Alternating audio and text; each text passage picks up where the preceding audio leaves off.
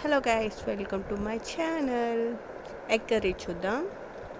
First 2 onions, 3 chillies, 3 tomatoes చిన్నగా cut చేసుకొని పెట్టుకోవాలి. చూడండి, నేను అలా కట్ చేస్తున్నా. అలా పెట్టుకుంటే జ్యూస్ ఎక్కువగా వస్తుంది.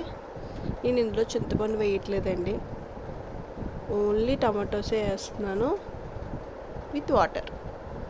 నెక్స్ట్ కళాయి పెట్టుకొని అందులో కొంచెం ఆయిల్ వేసుకొని ఫస్ట్ జీలకర్ర,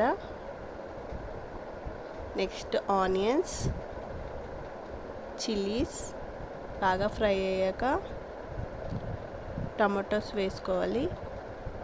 టమాటోస్ బాగా కలుపుకొని మూత పెట్టుకొని మగ్గించుకోవాలి. మగ్గిన తర్వాత అందులో పసుపు, ఉప్పు, ధనియాల పొడి, జీలకర్ర పొడి, కారం బాగా కలుపుకోవాలి. కొంచెం ఆ వాసన పోయినంత వరకు కలుపుకొని ఇప్పుడు గరం మసాలా కొంచెం వేసుకోవాలి. బాగా కలుపుకున్నాక